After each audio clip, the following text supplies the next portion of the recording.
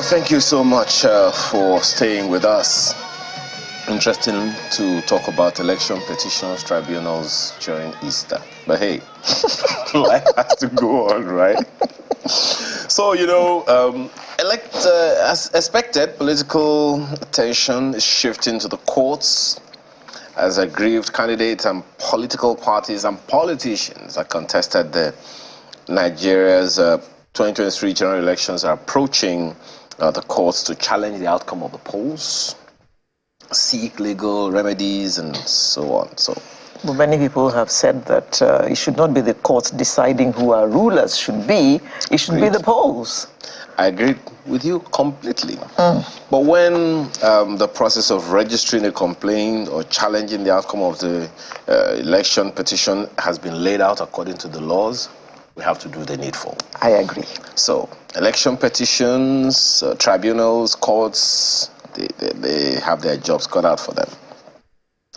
But what are the things that should be the focus now as opposed to whatever else is happening right now? That and a number of other things we should be focusing on this morning with Godi Uwazurike, who is a legal practitioner. Thank you so much for joining us this morning. Thank you. And we also have with us joining us. He's wearing a red cap. Wearing a red cap, Chief. Chief Godi Uwazurike Esquire. Is that still Esquire? I'm just saying. Thank you for joining us. We'll have another guest joining us, but for now, let's stay with you, Chief. First of all, the fallout of the elections so far. What's the difference or similarity between what is happening now as a consequence of the elections and what has happened before? This is like the fifth time, so to speak, that we're having this cycle in this republic. We've had previous cases also of contestation of. I don't know if there's been any election that we didn't have, that the results were not contested. How does this experience, this current experience, differ from previous ones? Well, first and foremost, Jonathan lost in 2015. He conceded. Yeah. He didn't go to court. So there was no viciousness. But what we're seeing today is a group of vicious people destroying our psyche, trying to destroy democracy, trying to do everything to derail democracy. Yes, one or two have gone to court, others have made sure you can't go to court. Port Harcourt for one. That place is so bad that the winning party there has made sure nobody could file. Can you imagine a lawyer entering, signing for certified true copies, and inside the INEC office, he is grabbed and taken away. And those documents were never seen again. So that the party has no party has actually been able to file anything in the election tribunal in Rivers State. It's that bad. Well, what's interesting so far, just permit me for butting in, is the example you cited of former President Jonathan, that was a presidential election. I'm not sure if it's the same thing for this example you're citing. We've had 5 elections over the past how many weeks now? We've had presidential, senatorial, and House of Representatives elections. We've had gubernatorial and State House of Assembly elections, all 5 of them. So it's while it seems like we are packing it all together, and it's always been the same throughout this republic. So any difference in the measures that have been taken or should have been taken to prevent what you're describing? Well, on the part of the government election tribunal, so I prefer to say it that way. The election tribunals have always been there, 1999, 2003, 2007, 2011, 2015, 2019, and this year. In other words, they should have learned what to expect and what not to expect, how to handle it, the various electoral acts, and so on. Actually specify some things. But what you see today is the tension. Tension is extremely high. And most people are sure there will be no justice in the tribunals. So they see a kind of gang up by some people who want to destroy our mentality of, let us say, who will govern us. Which is what made me ask that question in the first place. What's the difference between what is happening now and what has happened before? Before, as you said, we've always had election petition tribunals. We've always had that process of going back to the courts to ensure that the election was rightly or wrongly conducted. But let's see. I understand our other guest is already with us now. Abdulkaha Abdullahi is a legal practitioner, joins us also virtually this morning from Abuja. Thanks for joining us this morning.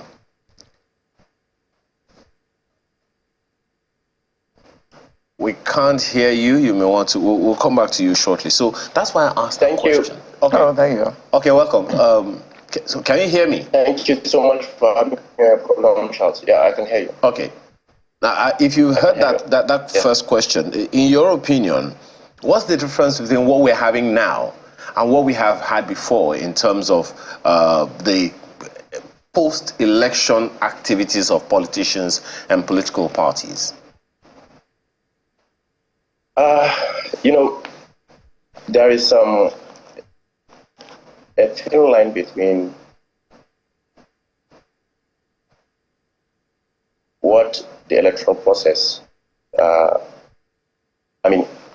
once you look at the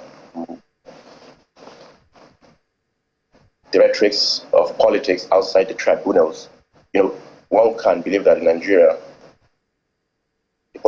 the political discourse is more or less often characterized by inflammatory statements, and divisive languages and all that. But in actual fact, if I may say, law is entirely different from what is obtainable in the political discourse of Nigeria. So I don't know why people feel like there is a threat to democracy simply because somebody lost an election. I don't know, for whatever reason, why people feel like they need to vent their anger when the system has put in place a process by which aggrieved parties can go to court, institute an action, and challenge the outcome of whatever election that is. All right. Chief, let me ask you this, because I think we seem to be having some network issues with Mr. Abdullahi. I hope that we can get you back smoother so we don't have to have those hiccups. Let me ask you, Chief. So this is what we have now. This is the situation we find ourselves now. How significantly do you see this whole pre-election petition tribunal environment or moods that have been created? How do you see it affecting or impacting on the entire process of the election petitions tribunals? There are many ways these moves can affect. One of them is that the new game in town is go to court, get an ex-parte order, sack the chairman, withdraw the petition. It's not entirely new. In 2003, Buhari, as the presidential candidate of ANPP, his party, ANPP, withdrew from the petition and left the man alone. So today, 2023, 20 years after, history is repeating itself. One of those who attempted to take over Labour Party said, I think Adamu Garba, so he said, our main objective is to withdraw the petition against the president-elect. That we're going to do it. On the other hand, you have some places where the documents you need will not be seen, and you have some witnesses going to withdraw. What it actually means is that we may be expecting justice, but there's nothing for the election tribunal to work on. The pre-election trial moves can also come in other ways. They can disturb you in such a way that there is no time, because there's a time limit to file things. So where the time has expired due to the nuances of the winners, then there's nothing there. In simple language, the people will be disappointed because the people expect that the choice of the people will be the governor or the president. The tone is always set by the two leaders, the leading candidates. If one is conciliatory, the other one is ebullient, then there will be need to fight to the end. And there's no justice. There's nothing like draw. It's either a winner or a loser. Then if we have a magnanimous person who has been declared the winner, who is making efforts to reach out to the other people to say, we are going to run this together. Stay with me. But okay. This is Mr. Abdullahi. Mr. Abdullahi, are you there? I am. Good. I'm with you. Now, people have been talking about the timelines for these actions, that all the matters should be dispensed with before a winner, and I'm saying winner in quotes, before the winner is sworn in. Not that the case is still going on, the winner is sworn in, and then he is told that he has lost and he has to pack his things and go back to his village or whatever. What are your thoughts about that?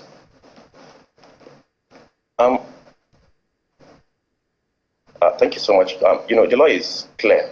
You have, as a petitioner, you have 21 days to institute an action against the respondent.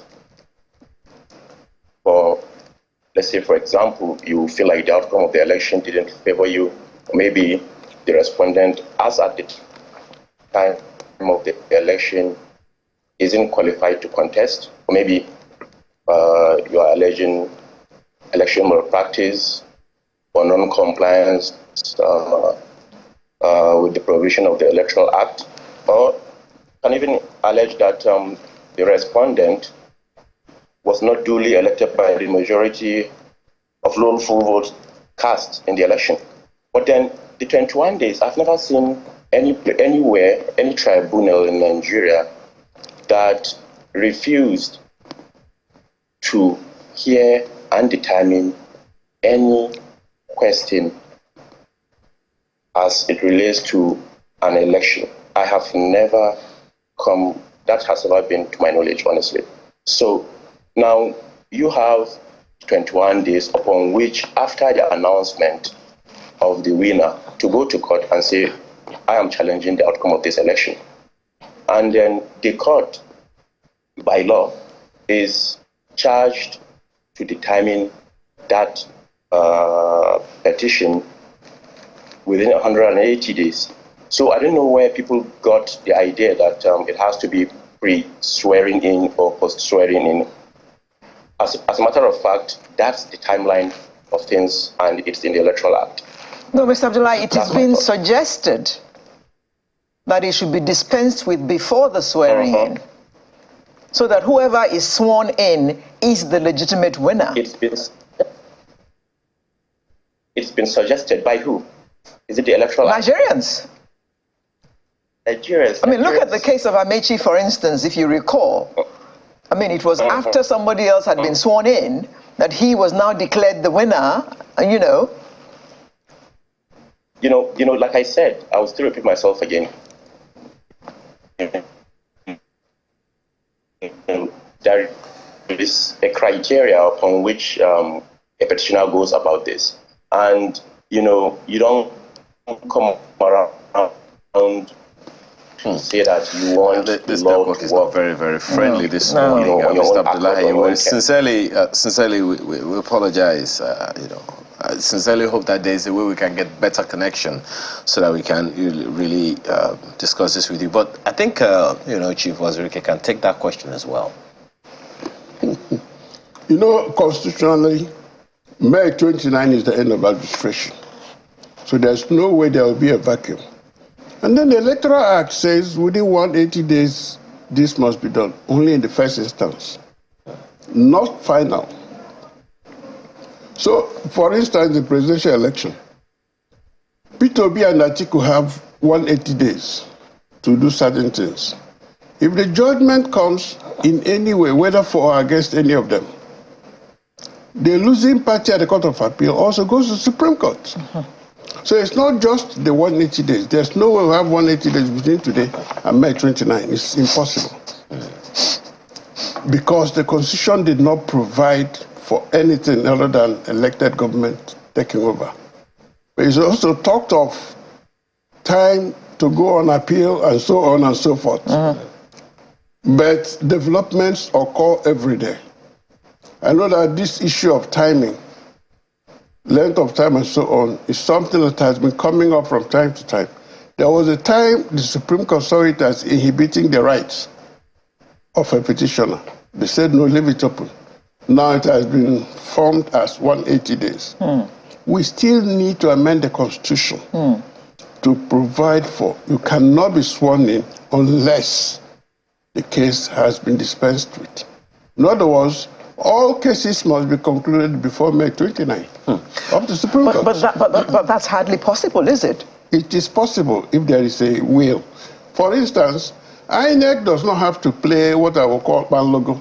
In other words, dance left, dance right, and not sure of what they are doing. Election is concluded.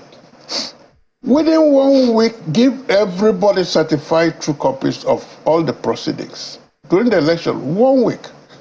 So there will be no issue of writing, applying. Remember, Labour had to go as a group to go and meet the chairman before he said, okay, I will do that, but you have to go to various states. And they went to various states. Only 2 responded. The other reason the Electoral Commissioner said, well, we don't have anything, you have to come back.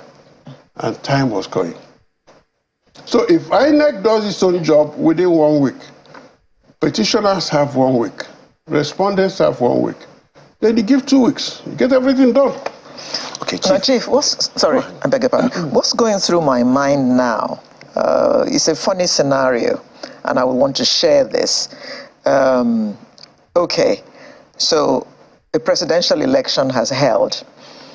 Chief, you are declared the winner. I am a contender. I go to court. And then at the end of 180 days, and God knows another 180 days, when the Supreme Court will decide on the matter, Supreme Court now decides, sorry, Chief, we have evidence here that you actually lost the election, and Alero will now become the president. And wouldn't that be rather untidy?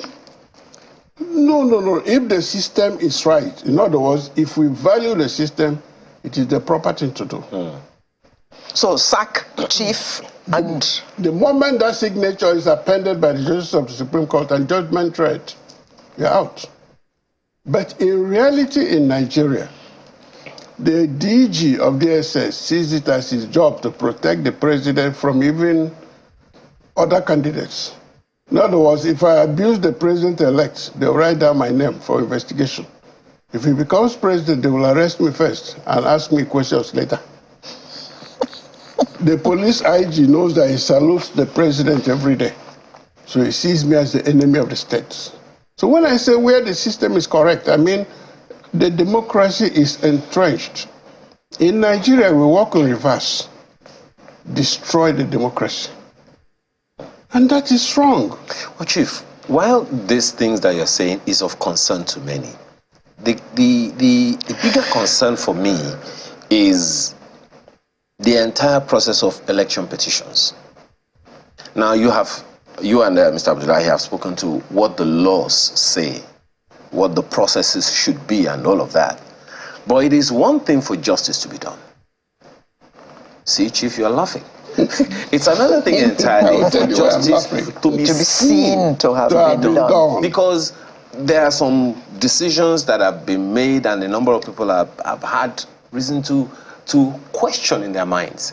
I think it was Chief Olisa Bakuba that was also saying that, I mean, in response to my colleague Shola Shoele's question about whether or what he thinks of the decisions of the courts. He said, after like 30 or 40 years practice, he has some questions in his mind about some of the decisions that the judiciary is taking. And so if legal practitioners are thinking like that, I wonder what you think Nigerians should be saying. See why I'm laughing? There was this well-respected lawyer in England, in London. He took a cab one day to say, please take me to the Court of Justice. And the cab kept on driving all around. After the time, the lawyer said, the Court of Justice is not too far. He said, I don't know where. The cab driver said, I don't know where it is. He said, incredible. You don't know where the Court of Law is? Oh, Court of Law? I know where the Court of Law is. You should have said it. That there is a difference between Court of Law and Court of Justice. That in all his years as a cab driver has never seen justice. So Olisa Bakoba is correct. There's somebody who take a house now and say, go to court, but I've seized your house. In the next 10 years, they're still trying to convince the court. Yes. Meanwhile, the usurper has taken is in possession. Yes. You see, in this country, justice is difficult to come by. I said this with all sense of responsibility as a lawyer. Difficult. In a way, the way our laws are made, yes, neither here nor there in some cases, but there is also the human factor. I gave you the example of the director of DSS, who sees it as his job to stop you from even insulting the president, from speaking your mind. Today, what is the greatest number of cases filed? The site one is cyber security that you posted on your Facebook that Leroy is not the president. Therefore, you're under arrest. They arrest you, lock you up on Friday, come back on Monday, and then charge Monday you to court. is public holiday. Then Monday is public holiday. Before you know it, you have spent 1 week. There are many cases like that. Today, many governors are stopping people from other parties from contesting. I will give you an example. Ebonyi State, the Abga candidate was accused of murder, armed robbery, and so many things. And the man had to be on the run. The court in Abuja said, don't disturb him. They said, no, we must arrest him. Rivers State, the same thing. Imo State, where I come from, we have similar cases. Here in Lagos, you also have people afraid to even vote. So when we think justice should come in, justice will be done. Olisa was correct.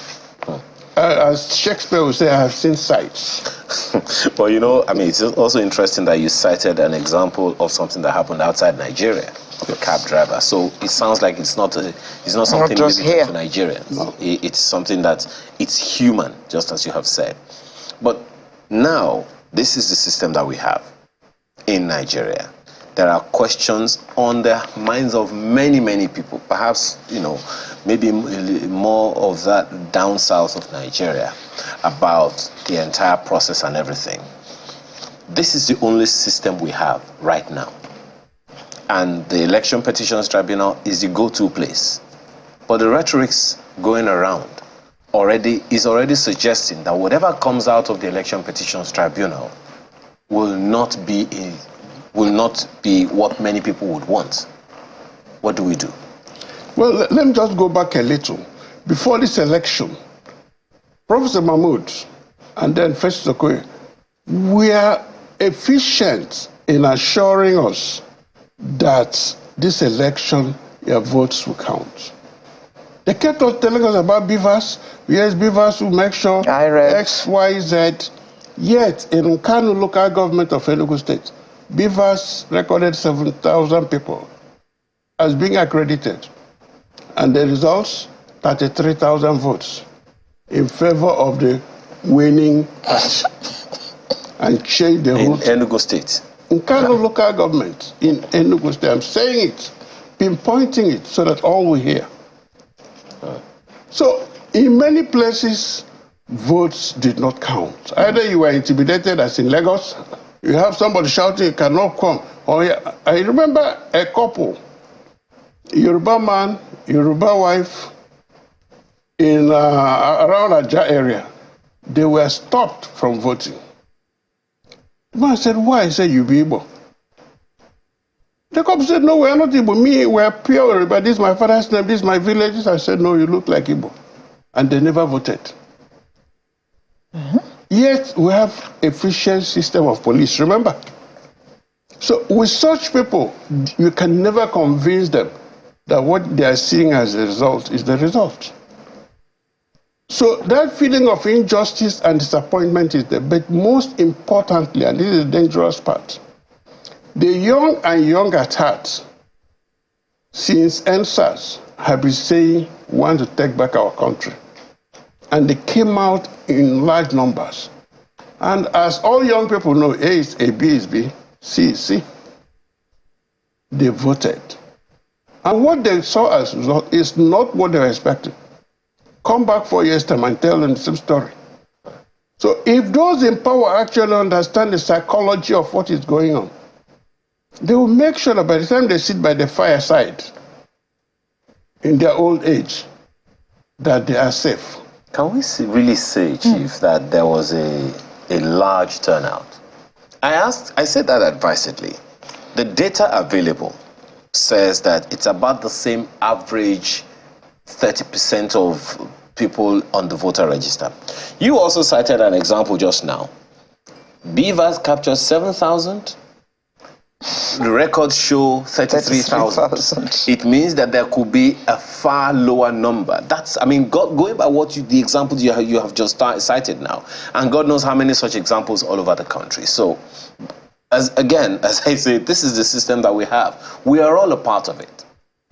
The concern really for me is how the outcome, what should we be telling ourselves about whatever is going to come from the Election Petitions Tribunal?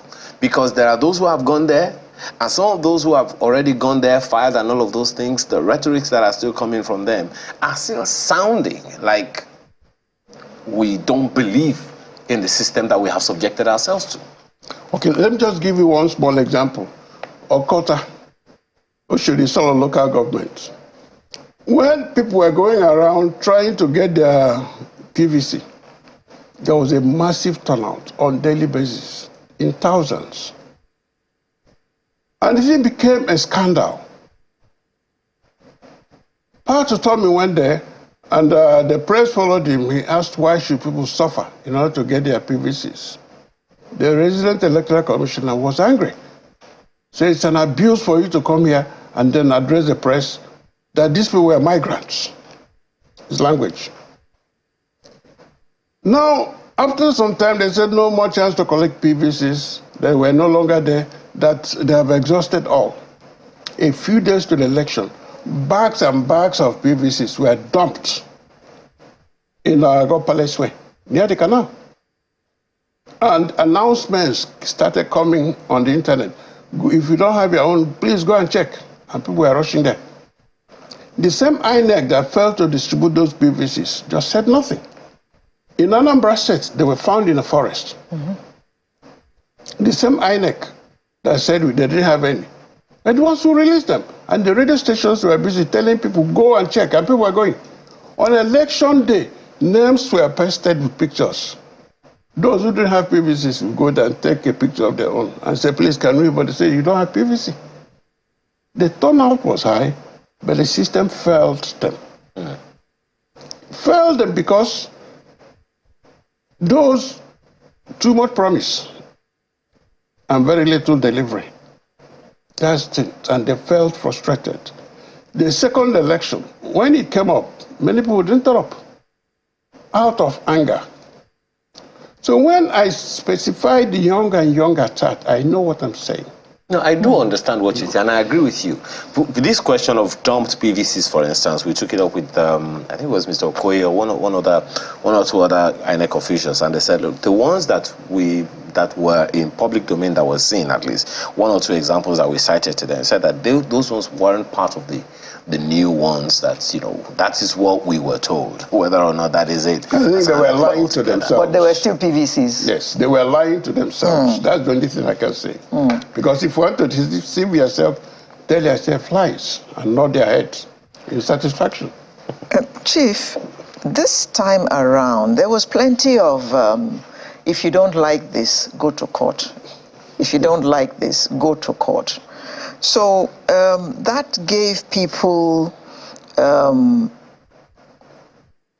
not too positive impressions about the courts of law and legal practitioners, might I say. and judges and all that. I know you're pointing the other way, not me. So people are beginning to think that, well, if they can tell me blatantly, if I don't like it, I should go to court. I mean, am I sure I'm going to get justice when I get to this court? It looks like they have everything tied up. What do you think about that speculation? Well, let me just say this. Two expressions. One is victory is concentric circle of conspiracies. Concentric circles of conspiracies will give you victory. Then the Italian said, the end justifies the means. So when we have it, then I go to court. You saw what happened in Abuja, I think on Friday. Somebody filed an ex-parte motion. In other words, you did not serve the other side. You claimed all kinds of criminal actions. Yet, in law, you cannot file criminal action by affidavit or originating summons. No. There must be evidence. People must go there to testify. And what happened? They came out with the ex-parte order. That's the Labour Party case. Said the man forged, the man did this, the man impersonated. These are criminal actions. You don't do that. Ex-parte order, the other side didn't know what was happening. Ready. The judge is saying, yeah, go ahead, you're out. But isn't that what ex-parte order is supposed to be? No, ex-parte order when there is an emergency in a civil matter, in which if this is not done, then something will go wrong. Issues are purely simple, not criminal. So when he says somebody forged, it's a criminal action. When he says somebody stole, it's a criminal action. Impersonated, criminal action. Never by originating summons. Never by ex-parte order. If I say Alero must not appear here today because she will come late, I can go by ex-parte. But the judge will look at it. Why didn't you come before? Why didn't you come a week ago so as to put out notice? Why must it be the day before? I remember me as a young lawyer going to court saying, this tenant wants to restrain the landlord from ejecting him. The judge is late now. Justice Shegu got up and looked at me in anger. So why should I stop him? And where were you before? And walked out. That is the kind of system that will hold on. For instance, if somebody goes to court to say, stop the president-elect from being sworn in, it's a waste of time. Clearly, the Constitution is very clear. May 29, somebody must be there. Nature abhors vacuum, and so does our Constitution. But as for the feeling of injustice today, it is extremely high. And it's a spillover from the 2019, where INEC came up and said, we have no server. That's the funniest statement I've ever heard. Banks have servers. If you don't have any server, how can you store a system? How can you store documents in your system? And the Supreme Court said, yes, they said they have no server. You have failed to prove that they have no server. Yet, INEC is a defendant. Can you, as a petitioner, zoom into the INEC office to go and bring out the server? It's not possible. You know, Chief, this conversation is so interesting. We could go on and on about it, but unfortunately, our time has completely run out. One of the concerns a good number of people would have is, okay, so this is the system that we have on our, on our hands. This is the process that we have all accepted to go by.